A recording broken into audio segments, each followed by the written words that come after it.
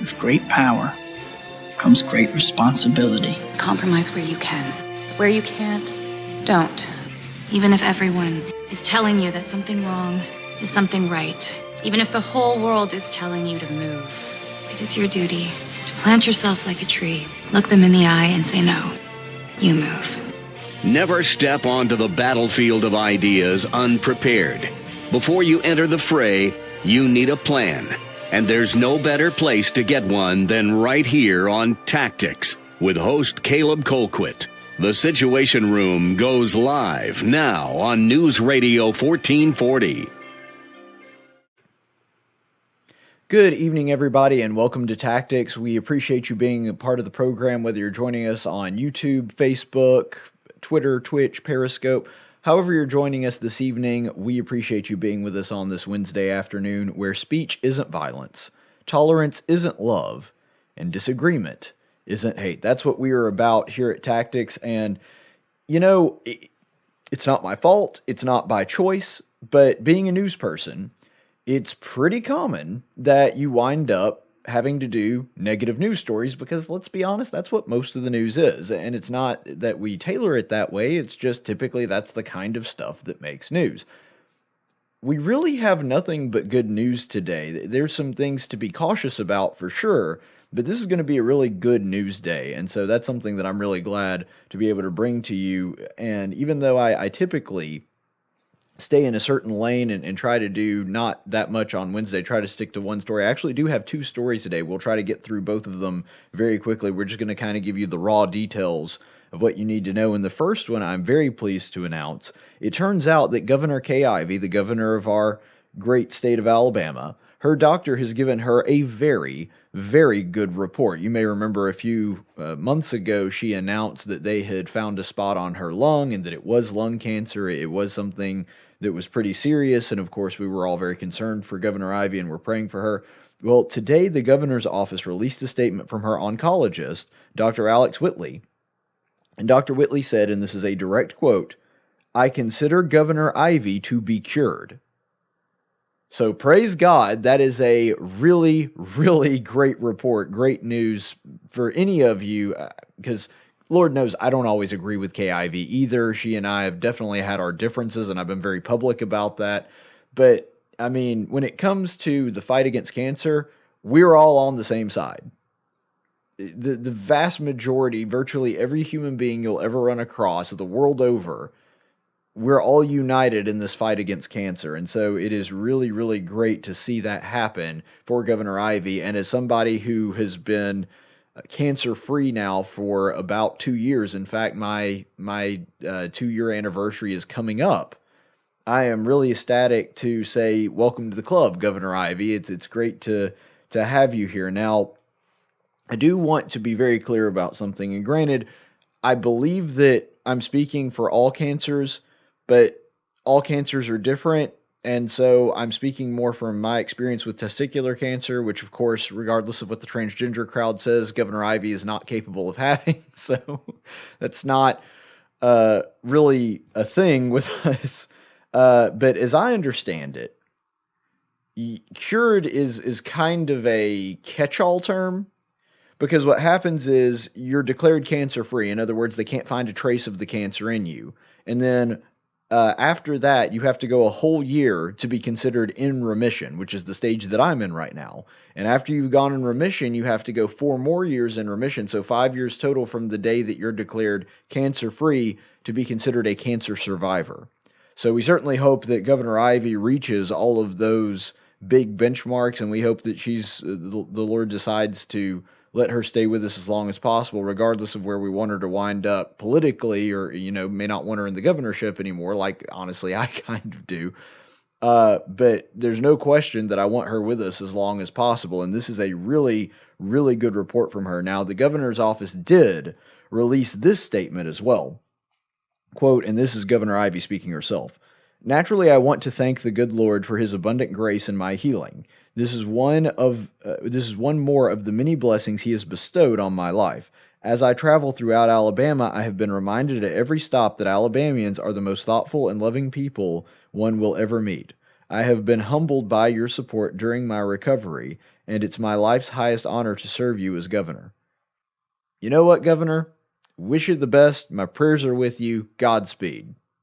Genuinely hope that everything goes well with that, and I'm really glad to hear that good report. There's really not a whole lot of opinion, not a lot of analysis, not a lot to say on that. So we're going to go ahead and move to some of the pressing news of the day. Props to Governor Ivey. I'm really glad to be able to start out the broadcast with that, but we do have to move on to, of course, the big news of the day. You remember yesterday, just before the show opened, we had breaking news that Iran had bombed the United States military installments in Iraq. We know that they hit an air base, they hit another military facility in Iraq, and it turns out they had also shot missiles at a third site based on the reports that I had seen. Well, again, just more good news. This is just a day for good news, apparently. No casualties.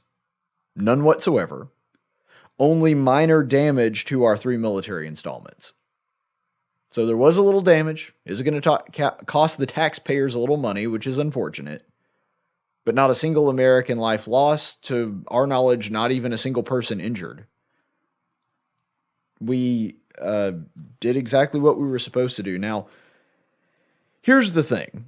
And this is where we get into analysis, and a lot of the things that I said yesterday turned out to be wrong, and I said at the time, a lot of this is speculation, and I'm just kind of going based on what I know. Now we know a little bit more, so I can give you a little bit more accurate description. This was not luck. And what's interesting about this is the fact that there were military bases hit, but nobody was injured. That's not a coincidence. So here's what's going on. This was an intentional miss. And the way that you know that it's an intentional miss is because the way that they used the missiles and the missiles that they chose to use in this attack were clearly not ones that were designed to cause lots of damage and kill Americans. And the way that you know that is the kind of missiles that they were using were the equivalent of an American Scud missile. They're not called Scud missiles, and the technology's a little different. I don't really understand all the inner workings of missiles. I'm not an engineer.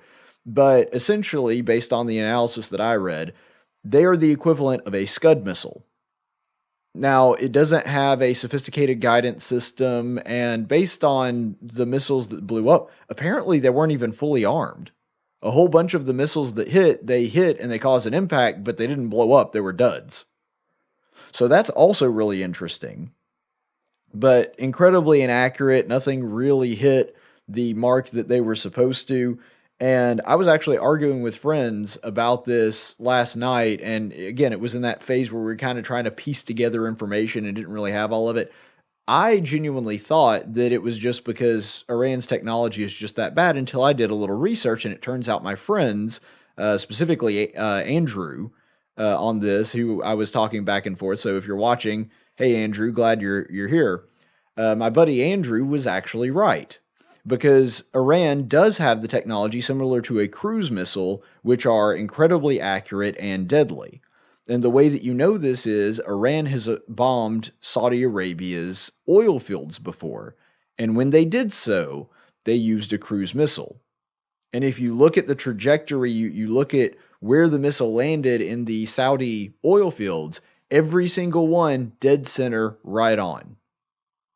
Now, Iran does not have intercontinental missile capabilities yet, and their missiles are not nearly as sophisticated as ours.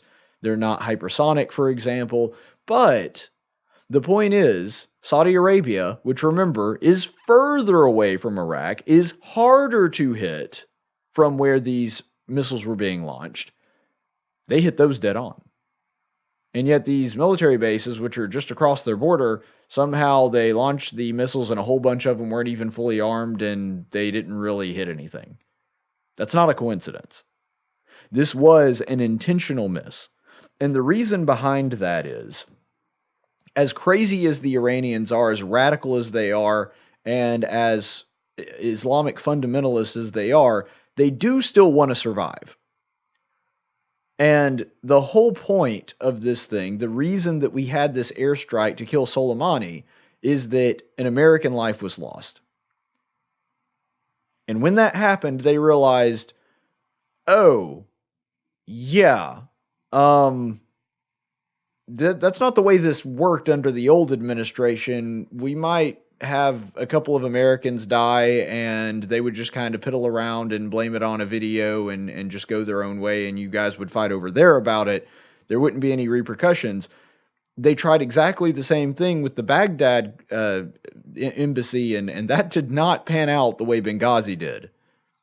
So what a difference an administration change makes. And keep in mind that the Secretary of State at the time was Hillary Clinton. So if we had Hillary Clinton, you can bet the response would have been pretty much exactly the same as it was under the Obama administration. The Iranians apparently found out very quickly that if you kill an American, then that is not going to end well for them. And this is why Soleimani was killed. He was the one that orchestrated that attack in Baghdad.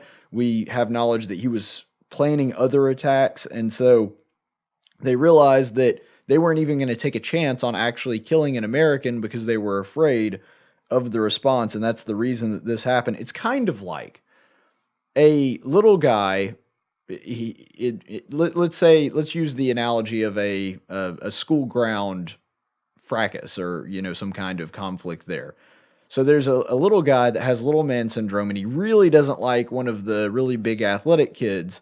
And so in the past, he's been able to get away with just kind of hitting and running and just giving him a quick pop on the mouth and then running off, and then nothing happens to him. Well, there's another new big kid on the playground, and he goes up and he thinks he's going to do exactly the same thing, runs up, pops him on the chin, and then runs off. And then the big kid comes around and just whacks him in the face and knocks him to the ground. That's what just happened. He assumed that he was going to get away with it because he's gotten away with it in the past. And there was a very clear message sent that, oh, no, you don't, and you better not do it again. Now, the big kid left it at that. He just whacked him around and then got ready to move off. Here's what happened after that, and this is the best way I can characterize the missile response. It's kind of like that little kid stood up and said, okay, look, big kid, I'm really, really sorry, but I also don't want to look like a wimp because I'm afraid the other guys are going to pick on me, and my girlfriend's over there, and she doesn't, I don't want her to think that I just wussed out. So could you just let me punch you one more time? I won't hit hard. We'll fake the punch. Just kind of twist your chin a little bit. And if I do that, will you leave me alone? And the big kid's like, all right. Because it's not going to hurt him. He knows it's not going to hurt his reputation. So he just says, okay. That's essentially what happened the other day, is that Iran wanted to throw a fake punch so that they could look tough on the playground and not lose street cred. But at the same time, they didn't want to actually hit that kid again because they saw what happened the last time they did that, and they did not want a repeat of that. You can guarantee that right now, the replacement for Soleimani and the supreme leader of Iran are quaking in their boots. Because for all their bluster, for all their big talk about death to America and everything else, and they do believe it. I'm not saying that they don't really believe it. I'm just saying that they also do have survival instincts, and they don't want a repeat of that. And so that's what you saw happen. That's the episode that you just saw play out on the international stage. And I have to say to President Trump, and Lord knows I've been critical of the man before, and that's part of my job, and also I just call people out when I think they make a mistake. Not only did Donald Trump have the right cards to play, he clearly had the right cards in his hand. He had prepared for this. Not only did he have the right hand, he played it the correct way. This is the best possible outcome that I could think of. I did not expect this. It took me by surprise how well this worked out. This was the best possible outcome to this because everybody was speculating, and I wasn't in panic mode about World War III or anything, but I was concerned, and you can tell from my video yesterday, I was thinking, oh, this might end really badly for us.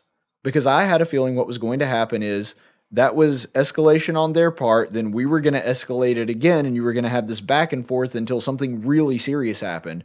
Well, it turns out the exact opposite was true.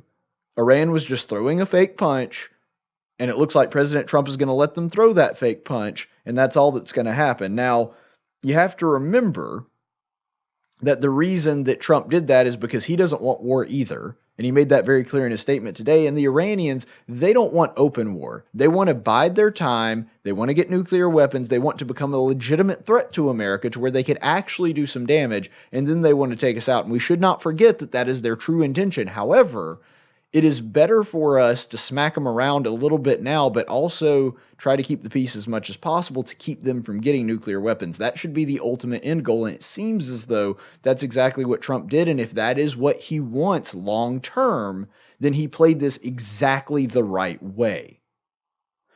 Now, the Iranians came out, and this is from Iran Cultural Chief al-Hadari, who released this via Iran's state-controlled press because, they control every form of media in that country. This is what they said. He said earlier today, annihilation of Israel and the U.S. is the price of blood of martyr Soleimani. The aggression should be responded to by the tough revenge stressed by the supreme leader, and all the options are on the table. U.S. bases in the region, the U.S. Embassy in Baghdad, and all their soldiers within the range of the resistance missiles, because annihilation of Israel and the U.S. is the price of the blood for martyr Soleimani, and God willing, the entire region will be liberated. Now again, this goes exactly to the analysis that I just gave you. Do they really want the destruction of Israel and the destruction of the U.S.? Yes, they do. However, they know that if they try to take that fight to the U.S. or to Israel right now, they will lose and lose badly. And that's why they would rather pump up the rhetoric. They would rather, for all the people that are hardliners in their country, they'd rather pay lip service to them. They'd rather throw a fake punch so they get to look tough on the playground, but not actually do any damage, because they know if they do any damage, that big kid is going to lay them out in a way that they're not going to recover anytime soon. And so that's what really happened here. They want to talk big, they want to look tough, they want all the radicals within their borders, and there are a lot of them in Iran, to feel like they are doing something to respond to the U.S. without actually responding in a way that the U.S. is going to thump them. And that's what's going on here. It is unlikely they will do anything open, at least for a little while, but here's the thing. They do have proxies, and this is the way that Iran typically operates. This is their MO.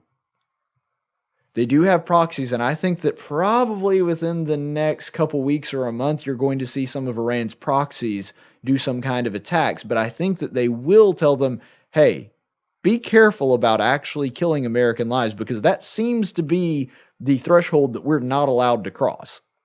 Americans dying seems to be the trigger that will cause President Trump to go, yeah, you're done. And we don't want to do that. Now, here's the thing. Because Iran does operate through proxies, they use that because they want some deniability. They want to be able to say, hey, it wasn't us, when of course it was them. I mean, the same thing happened with the Baghdad attack. That's what started this whole thing. And so that's one of the reasons that they operate using proxy. But here's the thing. Because they use proxies, there is at least a chance that one of their proxies goes off half-cocked, because that's the issue with proxies. If they're not technically under your jurisdiction, then it's a lot harder to control them. And so you may have some true believers, some religious zealots that just basically do their own thing, do whatever they want anyway, and that could be really bad for Iran. I don't know if that would take place. I'm just saying, watch out for that in the next few weeks especially. So finally, President Trump did address the nation, and I think did actually a really fantastic job doing so today. And it amazes me that the left constantly criticizes him as trying to be a warmonger. I don't think that he's very hawkish at all, honestly. It seems to be he has a very non-interventionalist streak that is far more dove-like than even most of his Republican supporters and most of the Republicans in Congress. President Trump seems to be the kind of guy that doesn't want to get into a war, but the thing that I do appreciate about him is that he is willing to take action if that seems to take place. He doesn't take the option of war off the table, which is something that you kind of felt like with President Obama. Now, President Obama sometimes did take action, but even then it was very reticent, and you did get the feeling, and our enemies unfortunately also got the feeling, that he really didn't want war, and he was willing to take an awful lot of crap from other people without taking any action. So this is President Trump and talking about over and over again how much he desires peace. Take a listen.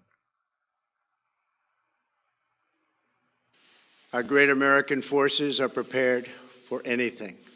Iran appears to be standing down, which is a good thing for all parties concerned and a very good thing for the world. No American or Iraqi lives were lost because of the precautions taken, the dispersal of forces, and an early warning system that worked very well. As we continue to evaluate options in response to Iranian aggression, the United States will immediately impose additional punishing economic sanctions on the Iranian regime. These powerful sanctions will remain until Iran changes its behavior. And we must all work together toward making a deal with Iran that makes the world a safer and more peaceful place. We must also make a deal that allows Iran to thrive and prosper and take advantage of its enormous untapped potential.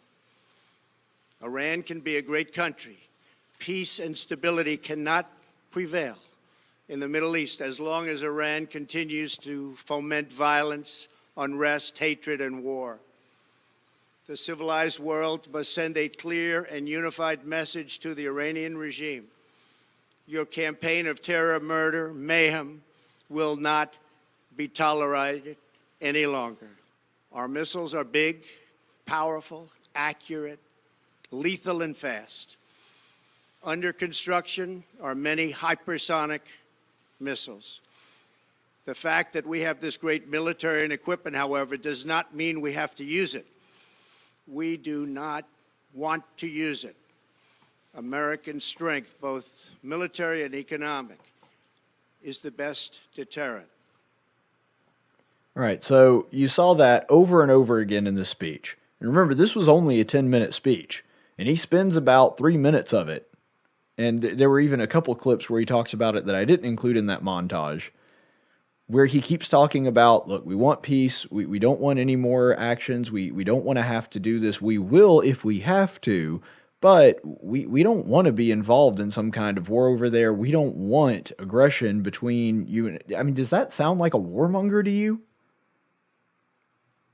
Again, I think that he's actually very much more dove-like than a lot of the Republicans on his side. I understand that on the Republican side, you have some people that are super, super trigger happy. I mean, all you had to do was watch Fox News last night, and it was person after person after person suggesting that we need to amp up the heat, we need to make a strike and make a big statement. And President Trump not only didn't do that through his actions, but he also came out today and said, no, basically that's all, we're done. And as long as Iran doesn't do something else like this, then, we'll be good. Trump is just by his nature an anti-interventionalist. But the thing that I do appreciate about him, and when looking at this, you can tell he's saying, yeah, we have the equipment, we have the resources, we could destroy you if we wanted to. We're not going to do that as long as you don't give us a reason to. That's the right message. Again, I have a lot of criticism for President Trump on a lot of things. And one thing that is amazing is that looking at the poll numbers, dealing with international issues, dealing with other countries is one of the things that people feel that President Trump is the worst at, that he's doing the worst job at. But actually, that's one of the few areas that he and I seem to be pretty much on the same page on.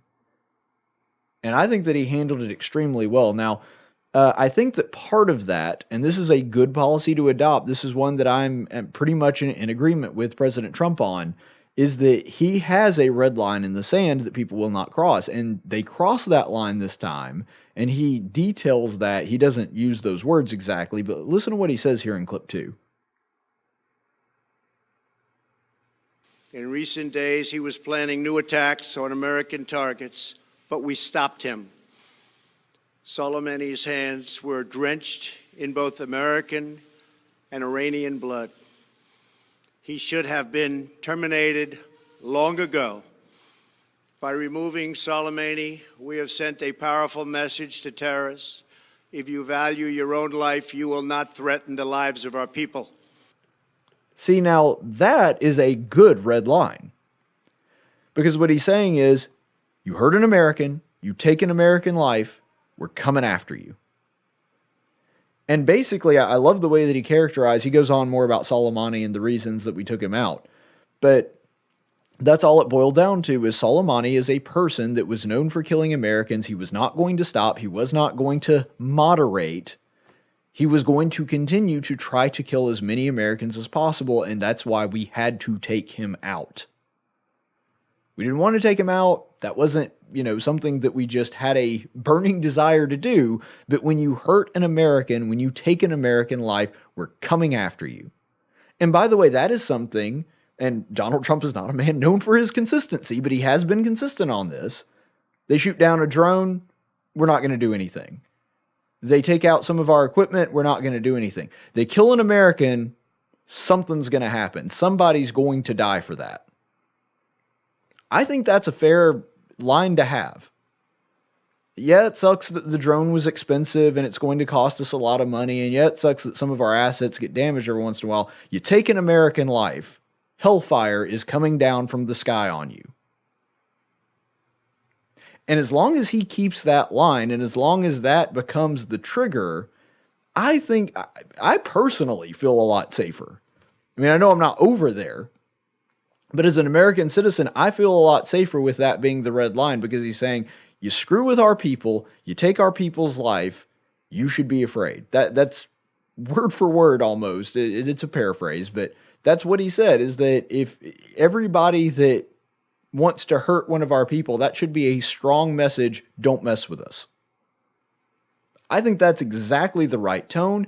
It makes him look tough, but also doesn't make him look like a warmonger that just wants to invade countries and nation build. And I don't think that that is what the president wants. I think it was the perfect balance. He did an excellent job with that. Now, I've been very praiseworthy of this. This is the one area I do have a little criticism, and I don't know for a fact that it's worth criticizing. It's just, it gives me pause and it worries me a little bit. Here's the last clip where he's talking about working with Iran. 3 months ago, after destroying 100% of ISIS and its territorial caliphate, we killed the savage leader of ISIS, al-Baghdadi. Tens of thousands of ISIS fighters have been killed or captured during my administration. ISIS is a natural enemy of Iran.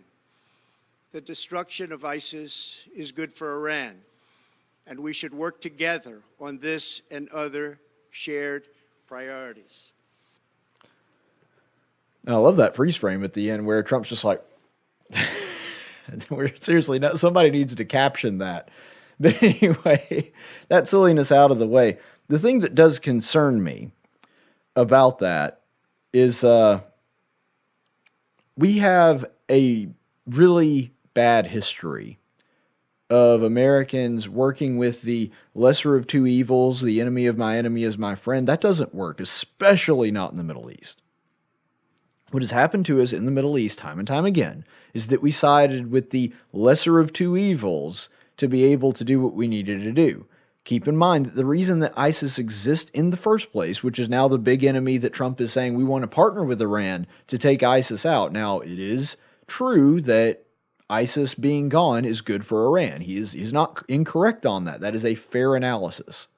But saying, and we want to work with ISIS, we want to work with them to get rid of it. Now, maybe giving him the most grace, the most benefit of the doubt, he's still talking in that hypothetical that he was earlier. If Iran stops all their crazy behavior, if they start becoming a part of the international community, they stop funding terrorism, maybe he's still operating under that and saying, if that happens, then we could work with Iran. Well, yeah, if that happens, I'd be fine with working with Iran, maybe several years after they have shown a consistent record of not funding terrorism, of wanting to de-radicalize and moderate. So far, there's been absolutely zero indication that they want to do that. However, the reason that I'm very concerned with that is that America has a track record of siding with one side over the other. This happened in Libya. This happened with Muammar Gaddafi. This happened with ISIS. Remember, the reason that ISIS exists is because we trained and armed a whole bunch of Iraqi rebels, and then they turned on us. ISIS was largely supplied by and trained by American assets in there that were trying to train the Iraqi army, and a whole bunch of them defected and wound up joining the Islamic State. The problem with the Middle East, and this is something that unfortunately I don't think any president has fully understood, and maybe Trump does, and it seems like he gets it a little better than some of the other ones. There are no good guys. None. I really can't think of any good guys. There is bad and there is more bad, but so far siding with the less bad only means that they become the big bad later. This is a really, really bad situation for us. And it is part of the reason that I think that Americans are so anxious to get out of this quagmire. Because it doesn't matter who we side with, who we arm, who we say, okay, these are the good guys, these are the ones that we can trust. No, they're all bad. They're all bad actors. The vast majority of the Middle East. I'm not saying there are no good people. I mean, for goodness sake, I'm one of the people that gave money to try to get the Christians and Jews out of there during the Syrian civil war. I do believe that there are good people over there. I'm saying that there is every military force of any significance or consequence in the Middle East so far has been bad. And siding with any of them has wound up biting us in the butt every single time so far. And that's the reason that I'm saying this idea that, well, maybe we can team up with Iran to try to take out the more pressing problem, which is ISIS right now. Frankly, I think that Iran is more of a threat, which is part of the reason I disagree with that strategy.